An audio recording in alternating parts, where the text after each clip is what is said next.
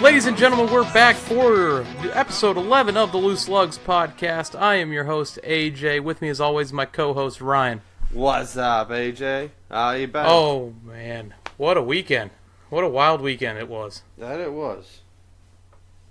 Go ahead, AJ. So, how was your weekend, buddy? Yeah, my weekend was good. I just wanted to throw out there, the intro is brought to you, as I had tried to find it here, the name of it. We use the royalty-free music, which you don't really have to give credit, but we've been using it so much that we want to throw the shout out there to OnLap for that. So, anyway, how was the weekend, Ryan? Nice. It was really nice. We went up to Houghton Lake, Michigan. Visit my soon-to-be in-law, or mother and father-in-law. It was Mom's 60th birthday, so we went up there, visited Sarah's parents, hung out, went to a nice bar, restaurant. It was called the Backdoor Saloon, which is the ironic, funny name of it. And everybody's like, well, where's the door? I'm like, it's probably in the back door.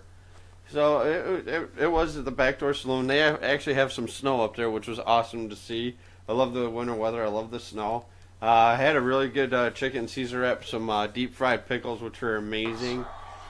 Then Saturday, hung out around the house, got a new pair of shoes while we were up there. Sunday, before we came back home yesterday, I ended up seeing my dad for a little while, which was definitely nice to see him consider all of the stuff that he's been going through. And right before we started recording this episode, I just want to send my thoughts and prayers out to my Aunt Lisa right now. She's in hospice right now. She's battling a severe case of cancer right now. So my thoughts and prayers are to my Aunt Lisa. Always a fun aunt to hang out with, always be around. She's always a good for the family. So, but yeah, like I said, other than that, it was not a bad weekend. Yesterday got home in time to watch the second half of the Lions-Browns game. The game should not have been as close as it was. And then was watching the race yesterday. Glad Chase got his payback on Denny, which we'll get into that a little later on in the show. But yeah, all in all, it was a good weekend. And like I said, praying out to my aunt right now. How about them Browns? Sorry, Lions. That's all right. Isn't it pretty upsetting that y'all are on like a level playing field? Yeah, it was pretty sad. Actually, it was very sad. Because Sarah and I are listening to on the way home. We just passed Lansing, right about, I'd say Lansing, Fowlerville area, if people are familiar with the Michigan area. And, we got the game on, and all of a sudden they're like, oh yeah, the first play of the game, Stafford sacked. That's not a great start. Second play, minus yards. Third play, minus yards.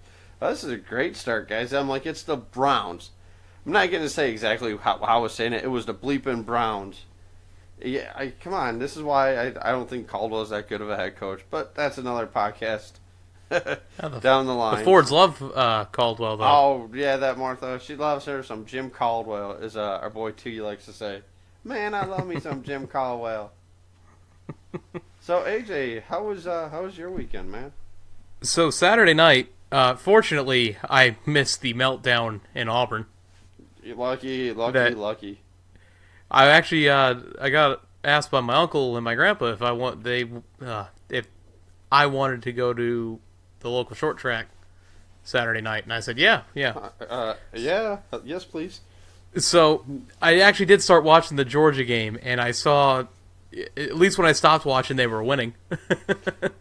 So that's a plus. But yeah, the short track racing down there in Punta Gorda, 417 Southern Speedway is the name of the track. Oh, nice. Great racing Saturday night. I questioned some of the direction going on, seeing as how a caution is thrown and nobody is stopping. And it actually led to the Sportsman Series. Cars were slowing down when they got to the line, seeing the caution flag, and one guy didn't see everybody slowing down, completely rammed the back end of another car. Oh, wow. Sent it up into the air. Yeah. Yeah, Now, is this a dirt track or is it a paved speedway? it's asphalt. Asphalt? No, nice. It's asphalt. So yeah, they had the Pro Trucks there, the Sportsman Series there, and looking at it, and I questioned the direction earlier because we also had some cars almost come into contact with some of the safety trucks out there Oh, boy. coming onto the track and all that. Yeah, it was a mess for a little bit there. The best way I can explain it is the one way to fix it. If they put caution lights on that track, it would do wonders. Oh, there's no caution lights at all on this No track? caution lights. They have like a red, yellow, green light at the entrance of the track and at the exit of the track. Nothing blinking, nothing flashing. Drivers can't see that. Oh, no way. Not a chance. And they're not looking for that. If they had something flashing at them, it'd make it, 100% safer. Like with what Texas is doing in Daytona now with the lights the on post. the fencing. Yeah, the lights on the fencing and the post. I like that idea. Yeah, and like I said, the racing was great. If you How ever are get a the chance to go down trucks? there. How is the trucks? The super Trucks are awesome, man. Trucks are fast. Nice. It's awesome to watch. Honestly, the trucks were the best racing of the night. I mean, we had a battle for the lead for all, I think it was 50 laps. Door to door, 50 laps for the lead. Yeah, I love going to the local short track. There's a couple of them by me. Flat Rock Speedway, they do some good. They also got figure eights there in the summertime. And then I'm not too far from Toledo Speedway. The ARCA cars run down there. There's a couple other dirt track speedways around here though. I gotta check out next summer for sure. Yeah, short track racing is.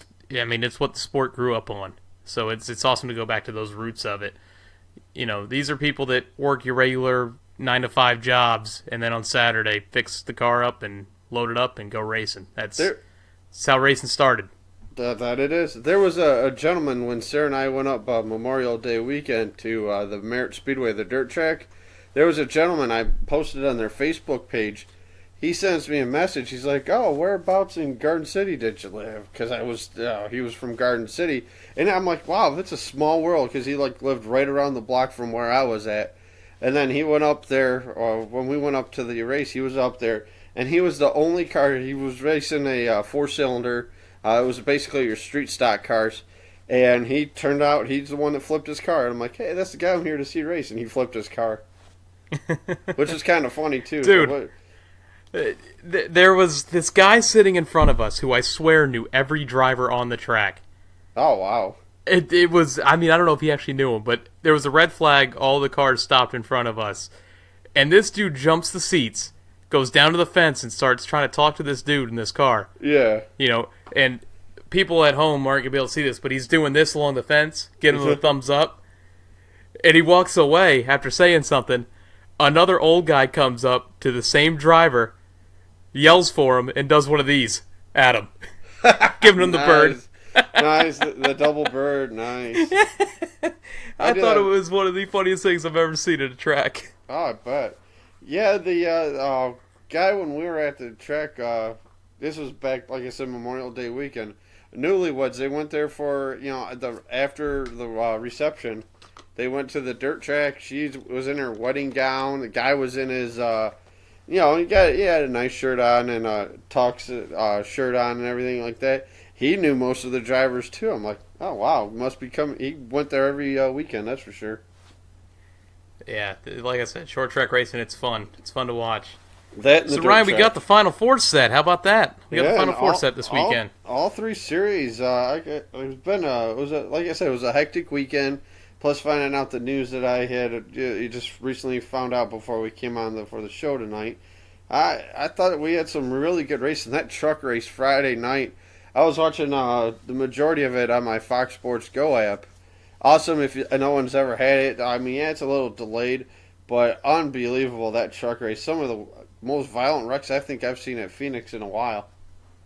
Well, let's break down the truck series. Let's get into some gas and go. Let's go, gas and go. So we had the truck series at Phoenix this weekend. All the series were at Phoenix this weekend. And Johnny Sauter, the red-hot Johnny Sauter, gets back-to-back wins. Woohoo! Nice. Yeah, like I said, man, I had it on my Fox Sports Go app. Sarah's dad's like, yeah, I'm heading to bed. Isn't there a race on? I'm like, yeah, I'll find it on your TV. Not knowing these channels up in Houghton Lake is a different service than what I have here. So I'm hitting the guide. I'm looking for Fox Sports 1. Oh, there it is.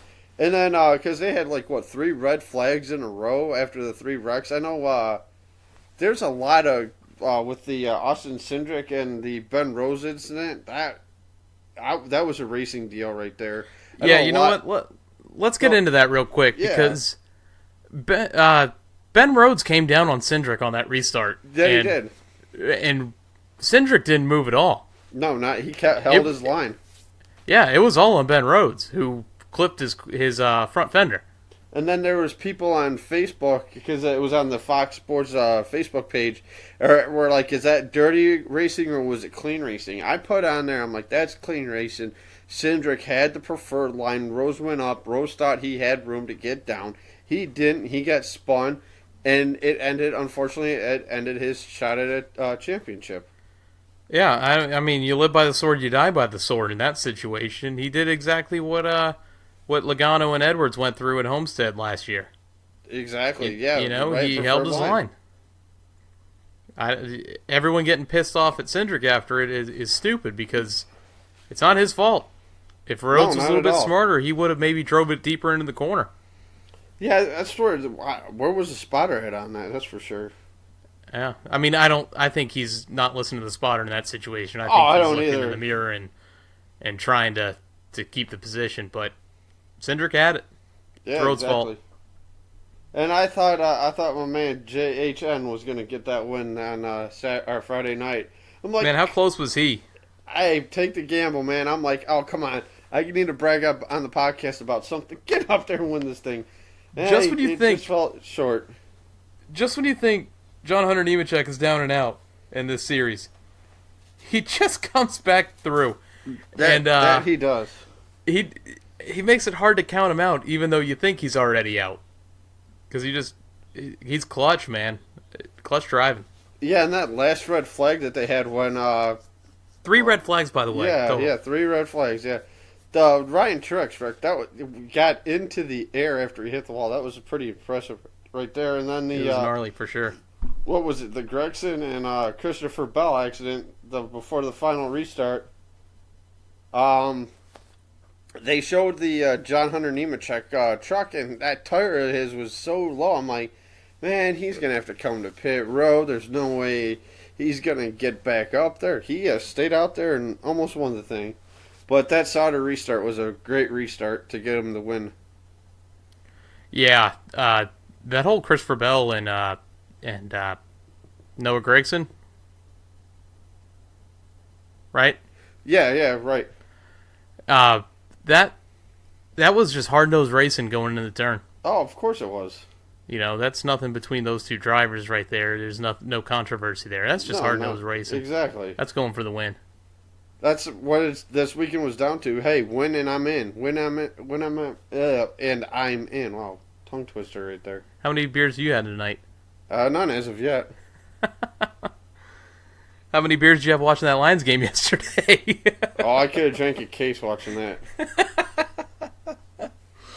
So we have our final 4. It's Johnny Sauter, Austin Cindric, Matt Crafton, and Christopher Bell. Your top 5 of the race were Johnny Sauter, John Hunter Nemechek, almost said Joe Nemechek, Cody Coughlin, Chase Briscoe, and Kaz Grala.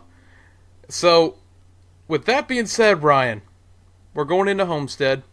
Championship 4 for the trucks. Who takes it? I got Christopher Bell.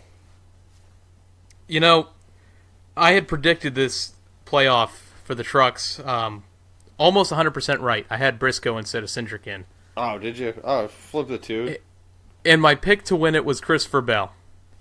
But after this hot streak that Johnny Sauter's going on, I'm sticking with the 21 truck, man. That thing is rolling now. That team is cooking. I think it's going to come down to them 2 guys. I mean, Crafton, good KG veteran. He could get this. I think any one of the 4 can get it done.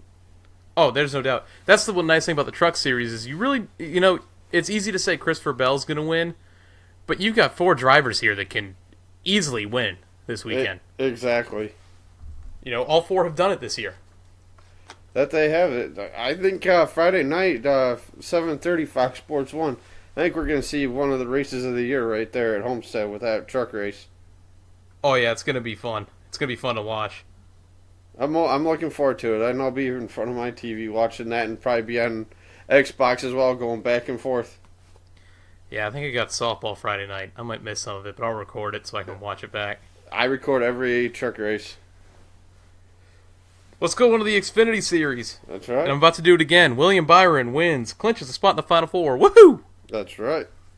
The new main man, my driver, I'm cheering for next year and this year. So I was rolling high most of the weekend, up until the Georgia game, because Sauter, my truck driver, won, and now William Byron, my Xfinity driver, won.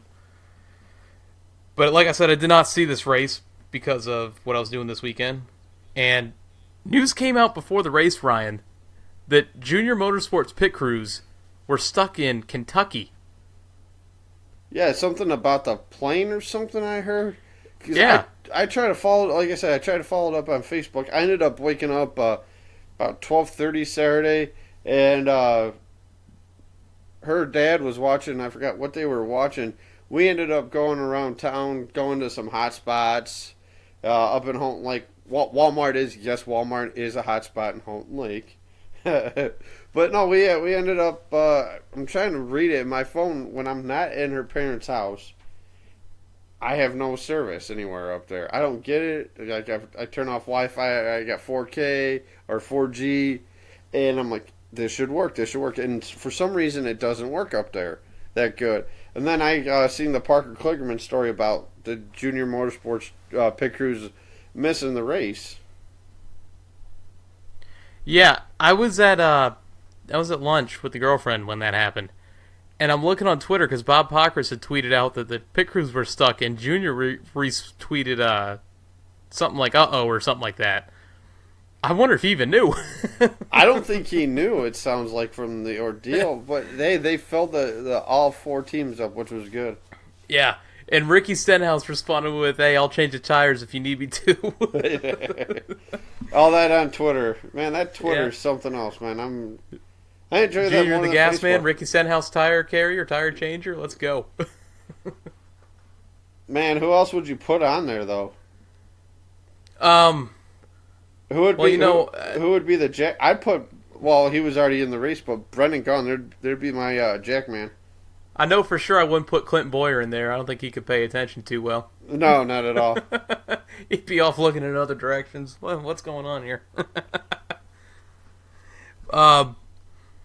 I'd probably put Jimmy Johnson in there. He seems athletic enough. By the way, since we're recording, I'm sure you already know, but Aaron Judge won Rookie of the Year. Yeah, he won the Rookie of the Year. So did Cody Bellinger. That was cool. Yep. Breaking news as it happens. Yeah, right. So William Byron getting past his Phoenix Demons that haunted him last year to secure a spot in the Final Four. That was awesome. That's big for him. Big confidence booster. That a very big confidence booster. Not only going into Homestead, but going into next year as well. And then you got 3 out of 4 drivers from JRM in the Championship 4. It's not a surprise to me, but that's crazy. It might be a surprise to some people out there, but those cars have been dominant. They've been on a rail all year. Yeah. What surprised me, though, was Matt Tiff didn't get in on the Final Four. It was Hemrick that squeaked in. Yeah. Yeah, it was Hemrick because Brennan Poole had early trouble. I think he was only 20 laps in or something like that, and he was out of the race. Yeah, he spun or hit. I don't know if he spun or. Like I said, I missed the majority of the race where he caught the tail end of it, the victory for Byron, and I'm like, heck yeah. That was the cool thing at the track this weekend. I'm sitting there in the concession line, and I'm hearing them interview drivers over the intercom. Yeah. And they were talking about, like, William Byron, Bender and Gaughan, and I'm like, they're not here. They're racing, and it came over the speaker that Byron had won, and I was like, yeah, hell yeah. So, yeah, Brennan Poole was out early, and it ended his championship bid. That's a heartbreaker for that team, man. I like the kid, man. He got some talent, so I keep him in the Xfinity Series next year. Yeah, he's going to be getting a ride soon, though, I think. Oh, yeah. But Same with there's going to be a ride that opens. Same with Custer. Too. So Byron took 2 tires on that final pit stop to win. Good move. I'm surprised that 2 tires worked there. I mean, Newman did it, but I'm just surprised with the Cup guys he had behind him that he was able to hold them all off. Yeah, I didn't see the Cup guys that were in this race, though. I think, I know Blaney was one of them. Yeah, it was Blaney, Jones, and that was it. I thought one of the Dillon boys were in it. Yeah, they might have been. I'm not too sure on that. How about Hemrick and Custer battling for the final playoff spot there at the end? Yeah, like I said, I missed it, but they said on the replay, though, that those 2 guys were duking it out, which was, hey, I'm surprised nobody put the bumper to anybody. It came right down to the finish line. I think Hemrick beat out Custer by maybe a fender or something like that. Oh, wow. So, it just shows how close it can be sometimes. Exactly. So the final 4, wow, it's going to be one of the junior guys I'm picking, so. And then out of the final 4. Yeah, Allgaier, no crew chief this weekend. I think. Yeah, out of the final 4, you got William Byron, Justin Allgaier, Elliott Sadler, and Daniel Hamrick. And I had the final 4 predicted perfectly. Did you really? One. I did. Oh, when shit. When we did the show after Richmond, I had wrote down Byron, Allgaier, Sadler, Hamrick in that order. I gotta remember. I think I had Custer in there instead of Hamrick. Yeah, if I remember correctly. I think you did too. I got all the episodes recorded. I can always go back too. I know my trucks was off. And real quickly, your top 5 of the race were William Byron, Ryan Blaney, Eric Jones, Christopher Bell, and Daniel Hamrick. Oh, Bell ran the Xfinity race? Nice. Yeah, he did. He pulled double duty this weekend. Yep, giving him some experience for next year. Yeah, now we get to what you brought up. Justin Allgaier fails post-race inspection, and when I filled the show sheet out yesterday, I put likely without crew chief Jason Burdett for Homestead, because it was a minimum L1 penalty, and we found out today that is the case. It is Jason Burdett out this weekend.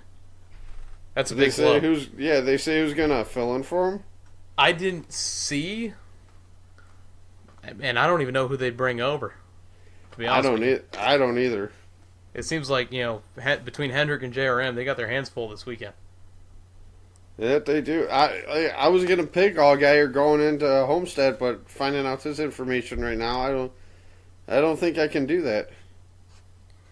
Yeah, it's definitely a tough blow. And this happened to, I think, Elliott Sadler last year, too, didn't it? Yeah, it happened to one of them. Pretty sure Sadler was without his crew chief for Homestead last year after something along the same lines. Oh, excuse me. But yeah, like I said, who are you taking to win it? Byron. Byron? I picked Byron to win it when I predicted it, so I'm sticking with Byron on this one. This is the only one I've got 100% so far. I'm sticking with Byron too. I think the kid's due. He's ready. Hey, I'm going to win a championship, and then I'm going to go up to Cup next year and win there too. Like I said, he overcame those Phoenix Demons. Like I said, with this series too, I wouldn't be surprised if any one of the 4 win. I think it's definitely a JRM car. You don't think Hemrick's got a shot? No, I don't. Right, I mean, hey, you're in the Final 4. Everyone has a shot. Exactly. But out of those 3, what's the lowest they finish this playoffs? Combined. What's the average finish of a JRM car? Yeah, I'll try to find that out right now here. Byron's usually the front runner, so either between him and Sadler. Allgaier did great in the round of 8. Now, here's a question for you, AJ.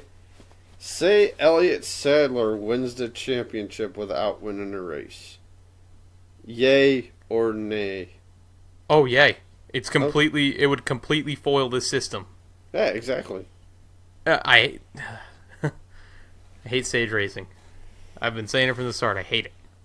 I don't mind it because it keeps the field together on some of these tracks.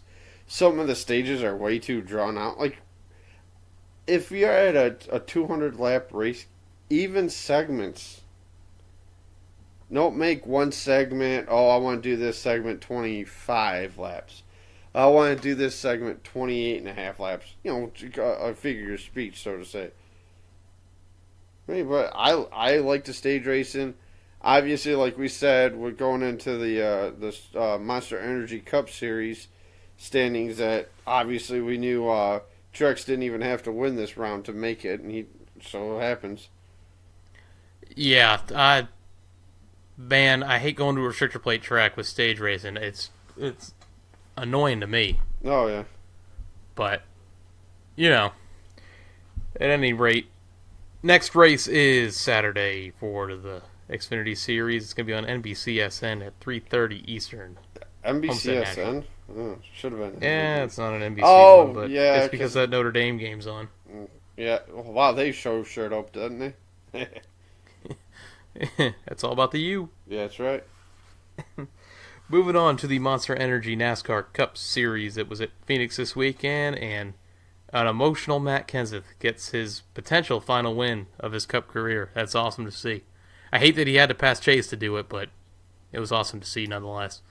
I'm mixed feelings about that win. Why's that? Needless to say, everybody's like, my brother mentioned it yesterday. Kenseth's been offered rides. It's not rides that quote unquote he wants. It's not those top tier rides that he thinks he's going to get in with a Hendrick or a Penske. It's not any of those. It's these underfunded teams that are offering him rides, and he doesn't want it. He deserves a big time ride. I hate to disagree with you there, but he deserves a big time ride. All right, well, Jeff Burton, why doesn't he run a team? Because God forbid yesterday, I'm going to keep this PG-13, but with the way he was talking about him after that win, he wanted to jump down out of that booth, and we'll leave it at that. Hey, I get it. Kenseth's done a lot for the sport, but ever since he made that switch from Ford to Toyota, he became a D-bag. Is that because you yourself was a partial Kenseth fan when he was at Roush? Negative. I don't know, man. I think it was awesome to see Kenseth win. Just because this could be the last time we ever see him in victory lane. And I think he deserves a top-tier ride. He's proven over the years in both Roush and Gibbs he deserves it. Yeah, he deserves it. He deserves a top-tier ride, but if it's not there, guess what? It's not there. He got shoved out of his ride at Gibbs here. For, I don't understand Eric Jones, and he just shoved it back in Gibbs' face yesterday. I don't understand why the 77 car is not continuing their program. I think it's funding, man, to be honest with you. A lot of the guys are going out with funding. I just think it's probably been tough this year on Furniture Row to field two cars. Just knowing that they have been one of those under budget teams, I guess you could say. Even though they're getting some funding from Gibbs, it's still an under budget team to me.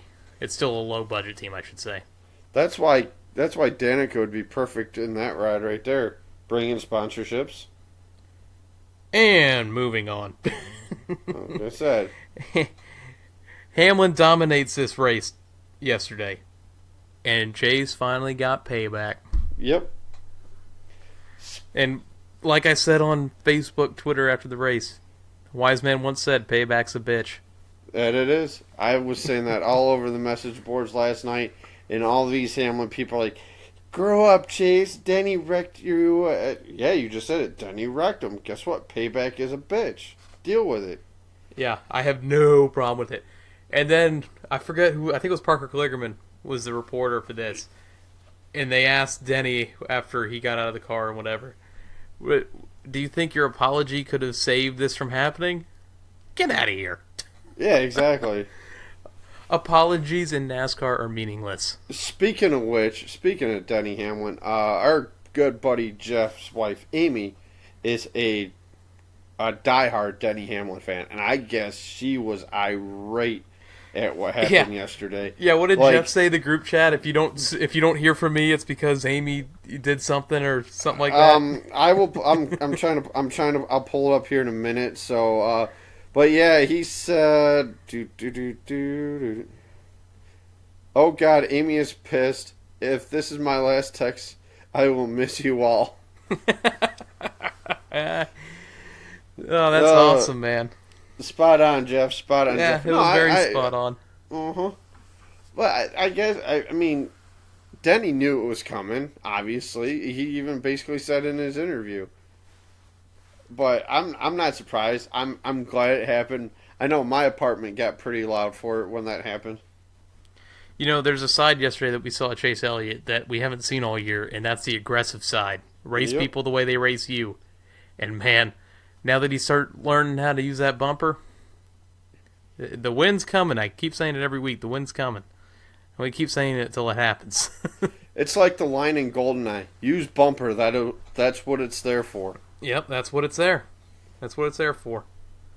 So, Hamlin Reckon put Keselowski in the Final Four, and he almost got out of the Final Four on that restart after the wreck. Yeah, because everybody bunched up, and I'm like, Keselowski, what are you doing? I can't believe they didn't throw a caution. Did you see the damage on Kurt Busch's car? I could not believe they didn't throw a yellow. Yep, the hood all up, or the hood of the car all up. Can't really see where he's going. There needs to be a time, yes, where to throw a caution and when not to throw a caution. See, there wasn't one of the times, but I was just shocked that one wasn't, bro.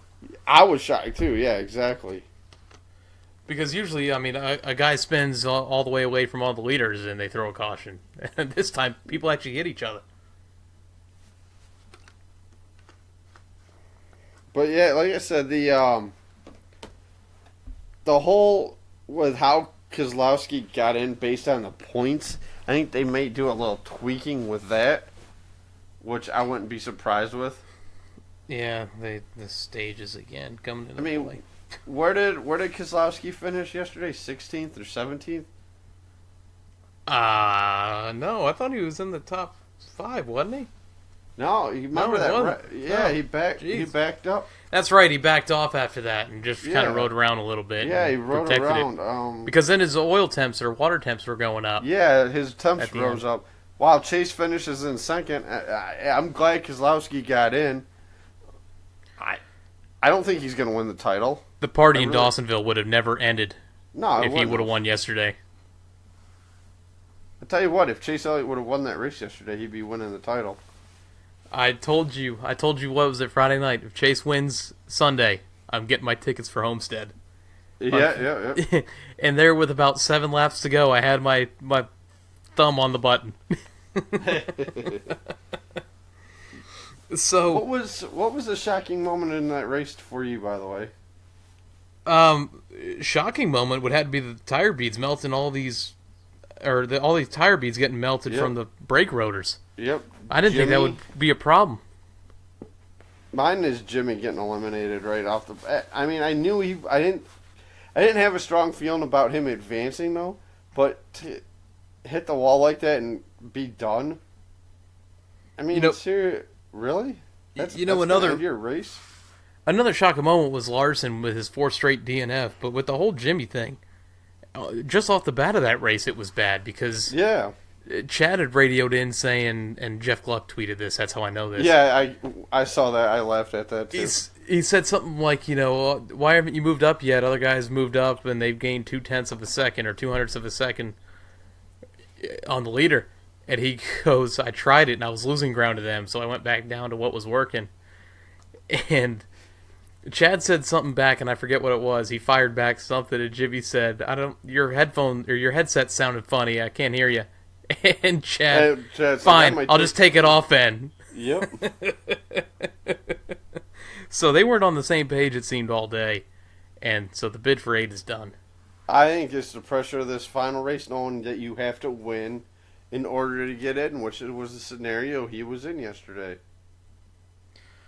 Speaking of winning and all that, I picked Jimmy Johnson to win this race, and when it started, I was like, why didn't I pick Harvick? And then Harvick showed me why I didn't pick Harvick for Phoenix. Yep. It seems like since they reconfigured that track, he just hadn't figured it out yet. No, I think, by the way, too, I don't know if you noticed this, but the new additions to Phoenix look really, really nice. So, yeah, it's going to look good when it's done. Yeah, so kudos to the construction workers and everybody's helped putting that place back together. It looks really nice. Yeah, it's going to be awesome. I think it's next year they start the new reconfiguration, racing on it and all that. It's going to be cool to watch. I like how they noted on the race broadcast yesterday. You see that patch of open grandstand? That's just new grandstand. They don't sell tickets on that yet. No, not yet. Because you knew people were going to come in saying something. Aren't they moving the start-finish line there too, I thought? Yeah, it's now moving to what, the backstretch or something like that? Something like that. They might have to redo... Probably going to have to redo pit road. I like using that access track there to make for more racing. Like that's yeah, why a little shortcut. Yeah, a little shortcut. I like that. That makes for some good racing. That's why one of the wrecks happened in the truck race, the trucks, because they were like 6 wide going in there, almost like Pocono almost. Yeah, there's times there when you see a car go down there and you go, why did he go down there? Then he comes back up on the track like a nose in front of the other guy, and it's like, oh, that's why. Exactly. You just think it would, after a while, do damage to the splitter, but... They say it doesn't do that much damage to it, though, which is a good thing. It'll be interesting to see next year, because aren't they going to a different splitter next year? Yeah, I think they're doing a different splitter, a different spoiler again. Boy, more changes. Yeah, I like these changes, though, but... So your championship 4 is set. It's Martin Truex Jr., Kyle Busch, Brad Keselowski, and Kevin Harvick. Top 5 of the race was Matt Kenseth, Chase Elliott, Martin Truex Jr., Eric Jones, and Kevin Harvick. So, my championship 4 that I had was Truex, Larson, Busch, and Johnson, so naturally I got 2 out of 4, right? Yeah, how'd you go in that? If I remember correctly, I think I had all Toyotas. I picked the whole Toyota train, so I got 2 out of 4 as well. So I had Larson winning the whole thing, and 4 straight DNFs later. Yeah, I don't think that's a possibility. Yeah, I don't think that's a possibility to happen anymore. So who are you going win the championship? Either one of the Toyotas. It's what France wants. Oh, do we already have another Ryan rant brewing? We could possibly. Oh man, I'm gonna get away from this before it gets real controversial on this show today. I'm not going to get controversial. I'm just, I don't know. I know Toyota's putting a lot of money into the sport, everything like that. I know France loves him to be in here. He would have been so happy if it would have been an all-4 Toyota Championship 4. He got 2 out of them in, so I think he's happy with that. No Chevys in this, which is ironic, but in the Xfinity series, they're all Chevy. Ladies and gentlemen, this hot take brought to you by Ryan Rancola at rrancola88 on Twitter. You make sure you voice your frustrations to him. Hey, I'm trying not to bash Toyota. I know they're helping out the sport a lot. I don't know like to think everyone's on a level playing field. Yeah, obviously they're not. I'd love to see Keselowski win another championship. Well, we'll find out this weekend, and we'll find out next season when Chevy goes to these new body styles with the Camaros. Mm-hmm. Who are you taking, AJ? I'm taking the 78, new leader 78, Martin Truex Jr. It's hard to pick against him at this point. I thought he would choke it away by this point, but man's doing a lot this year. I don't see anyone taking it from him. I guess they had a really good test when they did the test, what was it, last month there? Yeah, it was a couple months ago. Yeah, I think it was last month. Wasn't it after Talladega or something like that? They did the test. Maybe it wasn't Talladega. Maybe it was Charlotte. I don't know. It was one of the two. They did a test, and I guess they had a good test. Keselowski said all 4 of the championship guys said they had really good tests there. So I guess we'll wait and see what happens. Man, I'm gonna play a sleeper role here. How about the closer? Harvick? I can see the closer getting it done. He runs good there. Keselowski all 4 of the guys run really good there. All of them have won there before, except for Truex, naturally. But yeah, I think out of the 4, like you just said, Truex has the lowest finishing average. I think out of the 4 there. But you know what? It's a mile and a half, and who's been on fire at mile and a half this year? It's been the 78. It is a different style of mile and a half compared to what we're used to running on. It's like if Bristol was stretched out. Yeah, almost. Or Dover. Martinsville, too. Yeah, you could do that, too. A little bit more banking there, too, which I like. Yeah, so like we're saying, the race is Sunday at 2:30 Eastern Time, and this one's on NBC, fortunately, so everyone will be able to watch it. Yeah, like I think the race is at green flags at 3 o'clock. So it's Is gonna it? be end. Yeah, it's gonna be ending under the lights. Yeah, it's getting dark earlier over here. That's for sure. 5:30. Yep. Yep. Sun. I think sun's starting to set at like 6. Mm-hmm. 5:45, 6 o'clock. So it'll be good. It'll end under the lights, which is fun. Yeah. Oh yeah, duh. Changes the What track is it? up a little bit. 200 lap race, I think. Yeah. Yeah, something like that. It's what, 400 miles? Yeah, 400 miles, 200 laps probably. All right. So that does it for our recap this week. Let's That's get right. into some tire rub. We got some news this week. Let's hear it. Left side. Coldest left rear fender. All right, so Smithfield and Eric Almirola to Stewart Haas Racing. I know we mentioned it last week, but it was made official later last week after the show. I think it went was up. like Wednesday or Thursday after we were done, or maybe even that next day, Tuesday. Yeah, I think it was. I was like, oh, that's great. That's okay. They'll introduce it now. I'm happy for Eric Almirola. Yeah, I am too. He's got Really?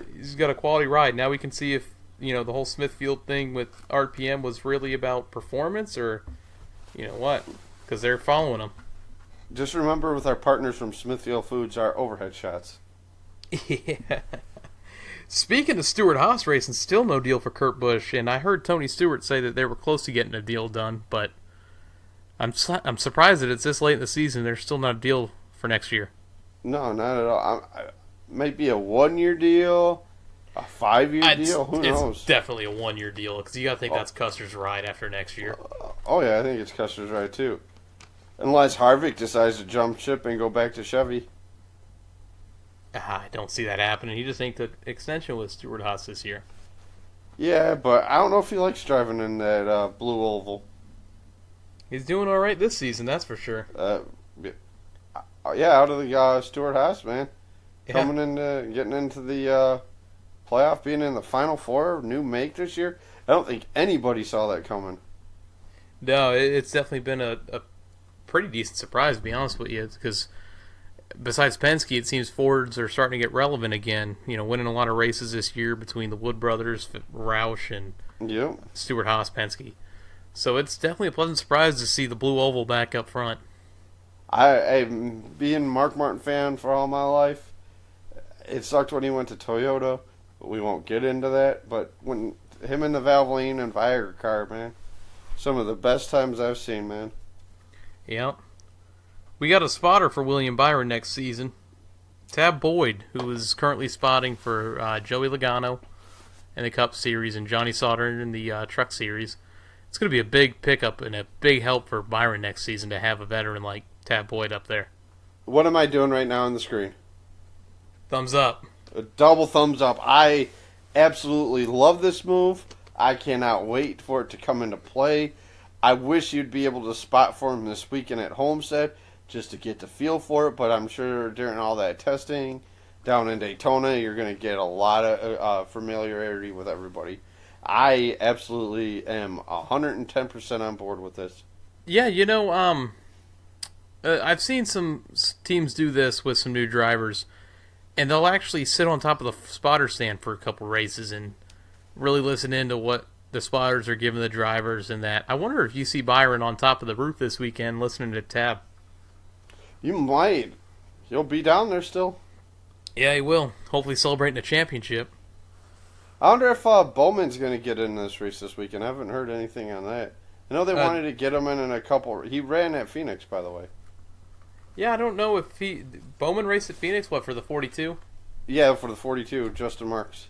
Yeah, I didn't see that, because like I said, I didn't watch a race this weekend. Yeah, when they were going over the the unofficial results, I'm like, oh, Bowman raced. Nice. Yeah, it is awesome to see. We got a possible change coming to the Roval next year. That sharp Roval. turn that leads into turn 1, Yep. they might be doing away with that. Really, that little That little, little dip, I guess yeah, you that could call little it. from What they could, raced the where do they race the late models on it? No, not that one. It's towards the entrance of turn 1. It's a last little bump in there. Oh, okay. It's a real sharp turn, which I could see spelling doom out. So that might be good. I'd like to see what the final configuration is already, just to get a feel for it. Yeah, I know they're probably gonna do another test or two down there before the race. I say the week before the Coca-Cola 600, the All-Star race. Race it on the Roval? Yep. Run the All-Star race on the Roval. Get a feel for it. Yeah, I mean, you could do it, naturally. Might as well. You're already there, but I just don't see them changing that up. No, I don't either, unfortunately, but they should. Yeah. To get, like I said, get people familiarized with the Roval. I don't like that name, by the way. Roval? Come on, you liked it a couple weeks ago. Did I really? Yeah. I guess the more I hear it, the more, I don't know. I don't know. Anyway, we also have Tony Stewart came out this week saying he was possibly going to run some Xfinity next year. Be cool to see Smoke back on track. Definitely tell he misses being behind the wheel of a car. I could see it being Daytona. I can too. Because he always raced well there. Probably Daytona. Probably the Brickyard. So, hey, with him owning a team now, might as well. Yeah, might as well run your own car. Exactly. At least if you break it, it comes out of your pocket. So, let's get into some social media. We got some viewer viewpoints to get to. Wait. Let's kick it off with some viewer viewpoints. Up.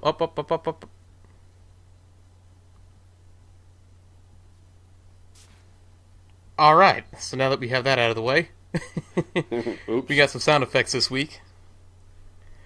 We got a couple actually this week, Ryan.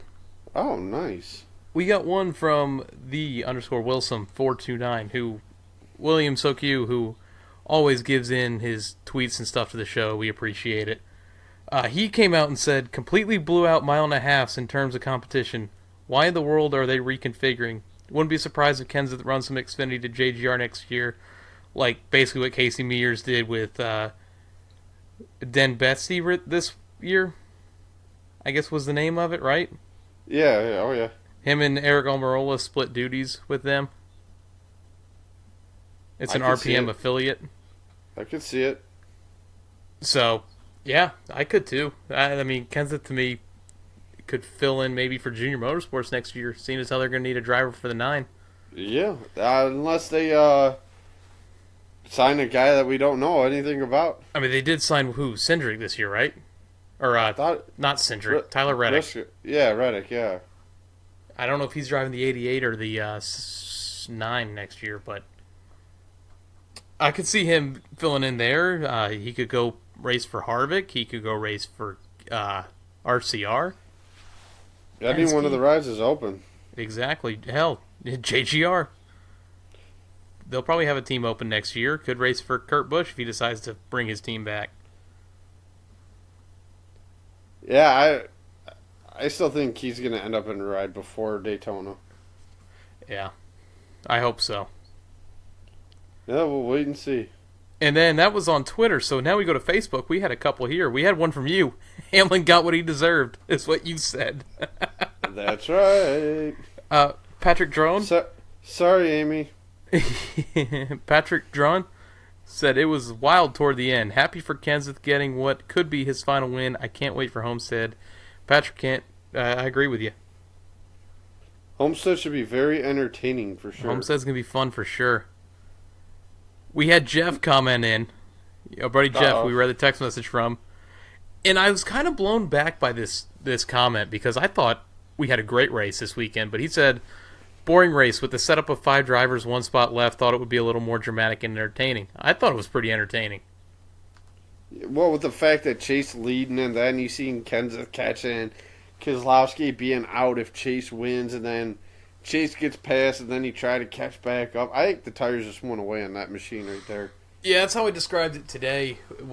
It just seems like when Chase gets the lead, he uses up every bit of rubber trying to get the lead and hold the lead. Yep. He just doesn't have enough in the tank when it comes to the end of it. Great, he's fixed his restart problems. He's leading races. He's finishing in the top 5. Just tire wear, man. You got to control it. He's right there when you need to be at the end, so it's just a matter of time. I agree with you, buddy. If not Homestead, then heads up Daytona 500. And I'll be there. God, I hope. I hope it's Daytona. I would love to be down there. So come on down. Maybe a Christmas present from any of the families. Maybe some of the viewers out there. Sarah, when you listen to this podcast, get Ryan tickets to Daytona this year. She would love to go down there too. She wants to go down to Florida. Well, I definitely see you down there if you're going to Daytona. Well, if I go to Daytona, I'm going all 3 days. Trucks, Xfinity, and then the big one on Sunday for sure. Look at ticket prices before you decide that. How much are tickets for the truck races? It's about what you would be paying for the Cup Series at Homestead this weekend. Are you kidding me? No, it gets expensive. Oh, wow. Hell, I think the Clash is a minimum of $110 ticket for the Clash. Are you kidding me? Yeah. At least that's what it was when I looked this year. But oh, that's crazy. Yeah. Yep. So, social update, we're up to 192 downloads on iTunes and Podbean. All right. Almost at 200. I think we'll get it next week. Could be. Up to 66 followers on Twitter, 56 likes on Facebook, and 7 subscribes on YouTube. But we had a lot of feedback on Facebook this week, so it was nice to see those notifications pop up. That it was. Very nice to see. You can follow us on Twitter at Lugs Podcast, #LugsPod, if you want to tweet about the show. You can find us on YouTube, Facebook, iTunes, and Podbean with the search The Loose Lugs Podcast. You can follow my personal account at GreyGooseF150. And Ryan, if you want to give him yours. That's R Renkola, RENKOLA 88 on Twitter. And we're going to get some social media shout-outs now. We have Thor Cheston at Thor Cheston, Flyin18T at Flyin18T, and Ron at Ron Bosch 25. Thanks for the follows, guys. Thank you. And our usual shout-out to our fellow podcasters in the NASCAR community at Lap Traffic PC, the Lap Traffic Podcast, at PETM Podcast, at PETM Podcast, the My Opinion and Therefore Fact Podcast, at MOATF Podcast. We have the Bump and Run Podcast at the BNR Podcast, and the Final Lap Weekly at the Final Lap. We also have All Turns No Breaks Podcast at Turns No Breaks. And that does it for our podcast shout-outs, so make sure you give them all a listen. They've really been helping us out, getting our name out there, so they're great guys. And they girls, are great if you listen guys. to BNR Podcast. Yes, they are. So, Ryan. Yo. It is your point in the show where you give a rant. Time. All right. My rant this week, I think I may have ranted a little bit about it in the past, but yesterday it drove me up the wall with Jeff Burton. I mentioned it a little bit earlier in the show about the whole Matt Kenseth thing, saying, I'm surprised he doesn't have to ride. Everybody in the NASCAR community is surprised he doesn't have a ride. You don't need to bring it up every 10 minutes. To me, I love Jeff Burton as a driver. He would be better fitted for the Dale Jarrett role, what Dale Jarrett does for NBCSN. With Kyle Petty and Chris Devoda. Put Dale Jarrett back in the booth, please, NBCSN. I respect Jeff Burton, all this stuff he's accomplished, winning the Southern 500, among the Coca-Cola 600 I was at. He won back in 2001. But please, it just, basically what this all boils down to is showing driver favoritism. And other sports, like watching an NFL game, yeah, Troy Aikman loves him some Dallas Cowboys. And Joe Buck. Hey, don't say anything about Joe Buck. Respect to Joe Buck. Got it in. Woohoo! But no, John Gruden loves every team that he ever watches which is all right. Show favoritism to every other driver. Hey, man, tell you, those Carolina Panthers and those Miami Dolphins, man, they're going to play today. It's going to be a battle between a cat and a dolphin. Wow, crazy stuff, man. That was pretty good. Frank Caliendo has taught you well, AJ. Well, thank you.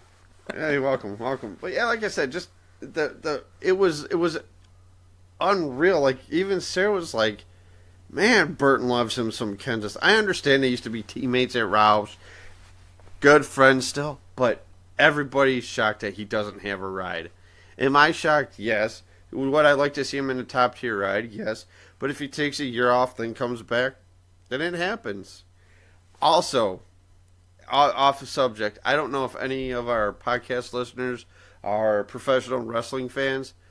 If anybody watched it, the 30 for 30 on Ric Flair, if you haven't watched it, an amazing 30 for 30. I teared up near the end of it. I really did. There was I forgot what they brought up. Oh, it was about his son Reed Flair. Like, I started tearing up at the end. But it was that good of a podcast, or not podcast. 30 for 30. I still haven't watched it yet. Don't spoil it. You haven't watched it? It's recorded. I haven't had time. Okay, you gotta watch it. But that is my rant. Also with some positive in there with the 30 for 30 on Ric Flair.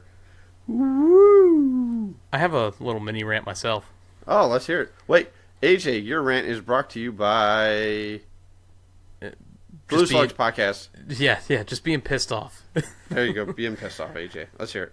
I had sent you a message the night this happened. This was after the Bubba Wallace being announced in the 43.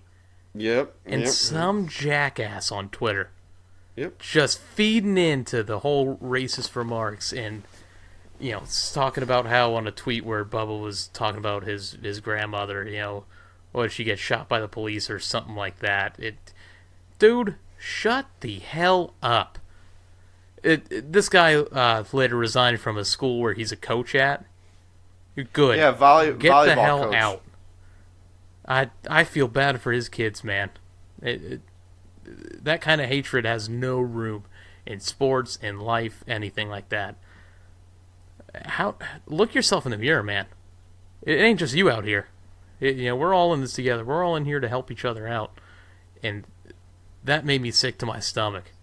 And I voiced that out to you when I saw it.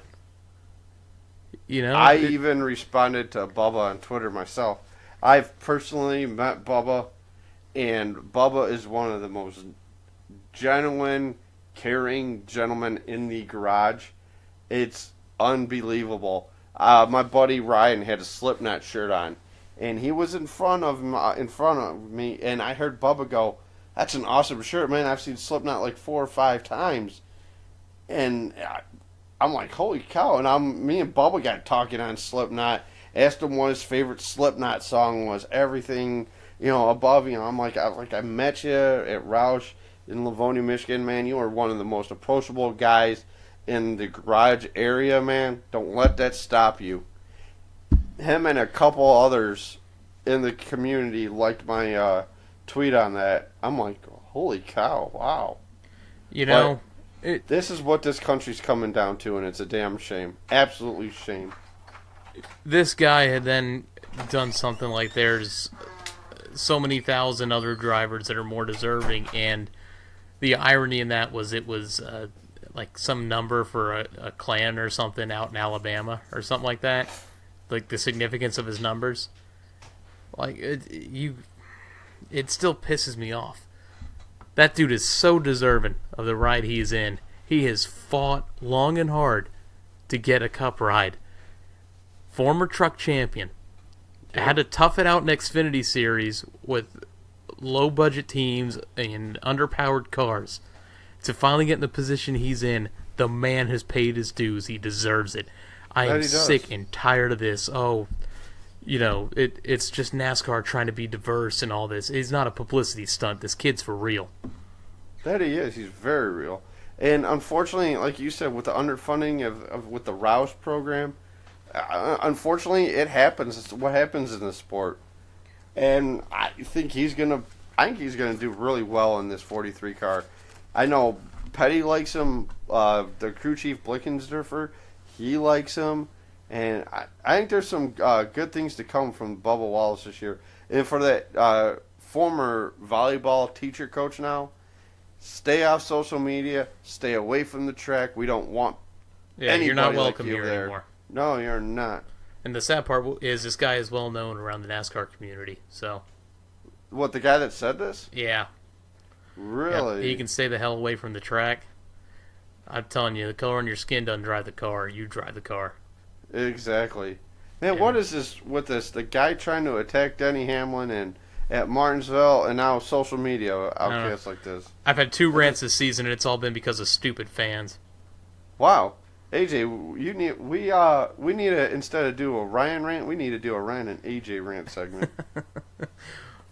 Just when things irritate me, that's it. It's not often, Right. but this was one of them. That it was. So- That it was. All right, let's hit the white flag, man. Almost One the last lap time. to go. Well, this is the last time. There are no more predictions after this one. No, there's no more predictions after this week. So I think next week we'll do, after the Homestead race, obviously, we'll do our show there. And then we're going to ask you, the listeners, what do you want us to do during the off season? How many episodes would you like to see? I know, obviously, only like maybe once every 2 weeks an episode, something like that. Maybe we can go in and talking about other things. Maybe a football night, a wrestling night, something like that. I mean, yeah, I'd be what do you good for think, that. AJ? I mean, Yeah. if we do something different, I mean, NASCAR will naturally cover our NASCAR news and all that. Of course you we know, will. The off season, but yeah, if you want to like get on here, we'll basically do what we do all the time, and just And are you still working on getting your buddy on too, aren't you? yeah, I'm gonna get my buddy on here for a couple shows. We're gonna try to get a couple of guests on in the off season because it's a less busy time for some of these guys. And yeah, it should be good. I thought about maybe doing one episode every 2 weeks, or one episode a month or something like that, just to pass the time. But should be good. Keep the freak flag flying, so to speak, right? Yeah. Yeah, so let's get into the final white flag of the season. It's pretty much just a recap of what we've already done. Right, keep working the mirrors. In line with you, coming to the white. My pick is Sauter, Byron, and Truex. And yours? Bell, Byron, Keselowski. I'm sticking with Keselowski. I want to see it. Do I think it will happen? We'll find out. Yeah. Homestead's going to be fun, man. I think we're going to see some three great races this weekend. So, sign it off, Ryan. all right, fellas. Maybe one of the final times we will see you at the track. Hope everybody has a great week. Gearing up for the Thanksgiving holiday, my favorite holiday, guys. But we'll see you all at the track. Hey, let's crown us 3 new champions, guys. Let's get it done. Have a good weekend. Enjoy the race. Hope your driver wins championships in whatever series he's in. And like Ryan said, we'll see you at the track.